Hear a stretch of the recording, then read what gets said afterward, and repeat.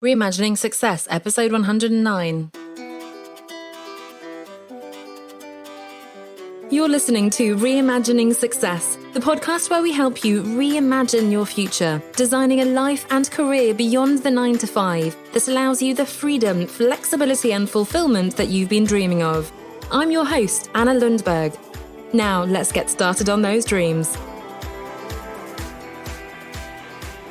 Hello there and welcome back to the podcast. Now, this episode is going out on Christmas Eve, so I'm hoping perhaps that you're not actually listening to me live, but nonetheless, when you do listen, I did have a message for you that I wanted to come to you at even this week.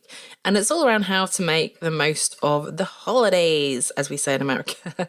But the Christmas period, if you celebrate Christmas, certainly this time of year, I know I have clients down in New Zealand, Australia, and they were talking about the summer period. So whatever this period is for you, how do we make the most of this? Now, it might seem really obvious, and if you're off having a wonderful time with your friends and family, then please do continue doing that. And you certainly don't need me to tell you how to have a nice time. But I'm talking a little bit more about how really to make sure that we're, I guess, making the most of it. And I'm not talking about hustling and productivity and you've got to have your strategy for next year.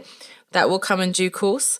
Perhaps you've already done it. Perhaps you're waiting until January, and don't worry, there'll be lots of resources on that too. But really just now, how can we reflect, perhaps, enjoy and take care of ourselves? And those are the key concepts, really.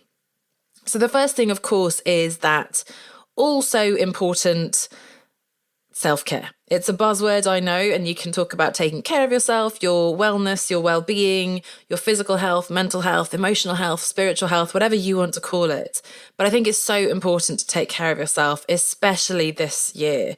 And of course, having a bit of time off over the Christmas period is going to be really valuable for that. So whether it's just making sure you're getting sleep, or maybe if you're really indulging in lots of unhealthy food, maybe just drinking lots of water to compensate and focusing on making sure you're getting those vegetables and fruits and whatever. And I don't want to, get into nutritionist territory here, but I think we all know really what we need, whether it's vitamins and minerals. And again, water for me, that's my favorite thing to do. It's such an easy one. And I do love water. So that's a quick win. But whether it's the nutrition, fresh air, exercise, now you might be one of those people who's really good at and you love getting away and doing some weights and HIIT and whatever. Go for a long run is always really nice. I know I did park run on Christmas Day a couple of years ago with my sister and her family. And in fact, I want to say I didn't do it because I think I was pregnant maybe at the time, but they did it and I watched them. Perhaps that was it.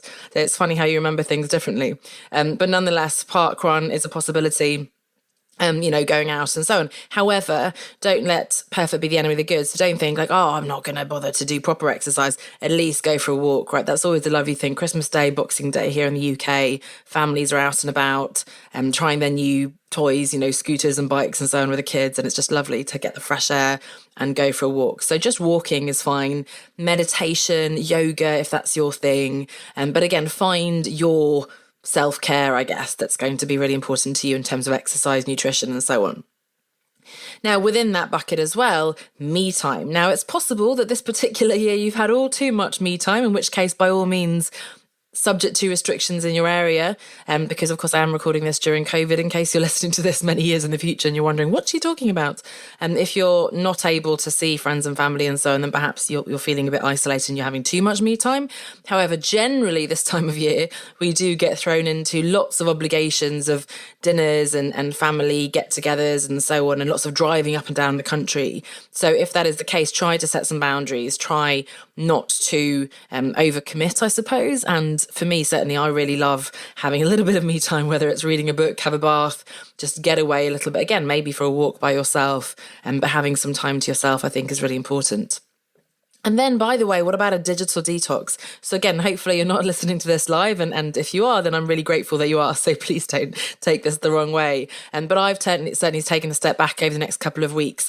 A lot of this content that I'm putting out, of course, is pre-recorded. So I'm not sitting here on Christmas Eve coming at you live, of course. But I've really dialed back my social posts as well. Again, they're all created and pre-scheduled and so on, but I'm not doing my 2 posts a day on Instagram and lives all the time and LinkedIn and so on, and my team as well, my freelancer who helps me with that. I've asked her to, of course, take her foot off the pedal a little bit just for the next couple of weeks, because we want time off, we need time off, and so do you. So consider stepping back a little bit from digital. I know, again, when we're talking me time and away from the family, then perhaps getting on your phone and having that quiet time is our go-to. But I think maybe a book, or maybe again a bath, or play a board game. We've always been really good at playing board games at least once a year at Christmas in our family. So, I loved that when I was younger, and I'm sure the kids in your family will enjoy that too. So digital detox, really important. And perhaps if you're at home, and especially if you're by yourself, maybe some physical decluttering as well. I feel so good when I throw away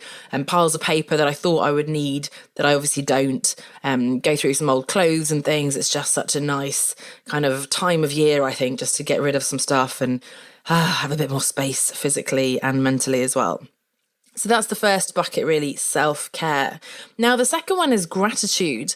And again, maybe it's one of those buzzwords. I know it's something that so many gurus and coaches talk about, and it's in all these planners. And at the end of the day, you're supposed to say 3 things you're grateful for and all these things. But there's a reason for that. And I'm sure there are lots of studies showing why that's so important. And especially again in a year like this, I think we can look back and give ourselves a hard time and feel frustrated.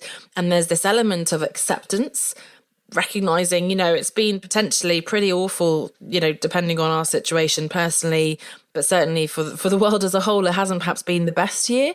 And it's so easy to get caught up in that and to give ourselves a hard time. We haven't managed, I've got so many people in my Facebook group, for example, saying, they, had all these ambitions. I was going to do this course and this passive income thing, and I was going to join your workshop and your program and so on. I just haven't been able to because they've been homeschooling or moving or, things probably even independent of COVID. But if you've had a tough year, try to focus on the present right now. So maybe don't obsess too much about what's happened. Maybe have a bit of closure, draw a line. Maybe don't even get too caught up in your plans for next year and setting yourself ambitious targets and assuming that 2021 is somehow going to be this miraculous, magical year when everything is resolved, because that's probably not the case either. So give yourself some grace, be compassionate with yourself, and recognize things that you are grateful for. I'm really grateful for this time now with my family, or maybe even this time alone. I'm grateful that I have my health. I'm grateful that I still have an income, if that's the case. I'm grateful that I have this business that I'm working on. I'm grateful for my coach. I'm grateful for my partner. I'm grateful for my parents, whatever it is. But really think about what you are grateful for. What do you have? And again, be present and focus on deep breaths and all that self-care that we just talked about, and really being in the moment and enjoying this special time, however limited and however bizarre and strange it might be this year. So really letting go of a potentially difficult year, accepting it, drawing a line, maybe creating some closure, and then, yes, looking ahead to the next year. But let's be grateful for what we do have and what we have been able to do this year. I'm sure we can all find some little nugget, some little glimmer of hope within a possibly very difficult situation. And then finally, reflection. Now, if you do have the energy for this, I always feel that reflecting on where you are, where you've come from, what you've done, what you've achieved, what you haven't achieved, looking ahead to the new year, setting your intention, setting new goals. What is your vision for the new year? What are you going to do differently? What help do you need? And so on. These are things that come so beautifully organically when we've got some time away from the day-to-day hustle of the Monday to Friday routine, of course, in a corporate job or even running your business. We're constantly caught up in, I've got to post on Facebook and Instagram, and I've got to send my invoice for this, and I've got to reply to that client, I need to do my leads and whatever else. But really, actually, when we have a little bit of time away, maybe we're not manically checking our emails and sending invoices and delivering to client deadlines. Maybe our clients, in fact, are off too, hopefully. Maybe we have a bit of downtime. So those of you who are in New Zealand, Australia, the Southern Hemisphere, with summer holidays now, if it is the case that there is less work available and your clients are off and so on, then take advantage of this downtime. Now, I did an episode quite a while back when COVID started on how to make the most of downtime in your business. So by all means, have a listen for that one as well, in terms of some of the behind the scenes decluttering, things that don't usually get prioritized in the business as well. So that's actually a good opportunity. But again, reflection, and we've been looking the last couple of weeks, and we'll continue to look at this big vision for the new year, for your future. What is the dream? What if it all works out? What's the big picture of what you want from your business and your life? We'll be getting more specific in the coming weeks as well, and in the new year with a workshop on planning for the whole year for 2021 now and beyond, and vision boarding and coming up with your one word and all these things. So there will be specific exercises that I'll help you do. And of course, I have my programs that you can join, one-to-one or group coaching programs. But in the meantime, again, it's in the space, it's in the silence, hopefully if there is silence, and it's in the time away, it's in the bath, it's on the move when you're going for a walk, it's having chats with random, I don't know, grandparents and cousins and people, and who knows what else will come to the fore. So really enjoy this time. And again, if you do have the capacity, I'm not saying go and now get your whiteboard that I've got over here and your pen and you're going to draw your vision and your strategy. If you have time for that, by all means, and that's great. And again, I'd love to help you do that. But in the meantime, just listen and feel and sense intuitively maybe what comes up for you. Often when we're away, again, I've had a few clients recently in the programs that I'm working with taking some time off, and they've come back and realised actually the misalignment with what they were doing before. And it's easy to get into that comfort zone, of course, that I'm always talking about, and not realise how uncomfortable, how misaligned that is with your values and the life you want to lead. And of course, going away, whether it's for a week, a weekend, whatever, just getting away from that is going to open your eyes to that. And you'll come back and you'll realise, hang on, this is really uncomfortable now. This is not what I want to do. And as uncomfortable that is, it's important to hang on to that feeling and remind ourselves, okay, this is not what we really want. This is what we want over here. And yes, it's going to take time, but I'm going to work in that direction. It's just a good reminder for what we really want. So those are the 3 buckets I want you to think about. If you have time, if you feel like it, if you want to. Self-care, gratitude and reflection. So those are some of my ideas as to how you might make the most of the holidays. But of course, most of all, do what you want to do. Enjoy this time. It's so rare now, especially again this year, and that we have this time to enjoy. And I think this is the kind of time when society gives us permission to have some time off for once. So, make the most of that. Good luck with spending time with your friends and family and so on. If you are hopefully able to do so, enjoy the me time, try a digital detox, reflect, see what comes up and so on. Above all, of course, I want to say have a wonderful time with your loved ones, hopefully. Thank you so much for listening. There's one more episode next week before we close out 2020, and it'll be another light one, so nothing too drastic. It'll be on New Year's Eve, I believe, so definitely don't expect you necessarily to be listening to that one live either. But hopefully, again, you're enjoying the time anyway, and I look forward to sharing the next year and beyond with you as well. So thanks so much for listening. Have a wonderful time with whoever you're with. Enjoy, take care of yourselves, and I'll see you very soon. Bye for now. Thanks for listening to Reimagining Success with Anna Lundberg. Before you go, make sure that you subscribe to the podcast so that you never miss an episode. I'll be back next week. I'll see you then.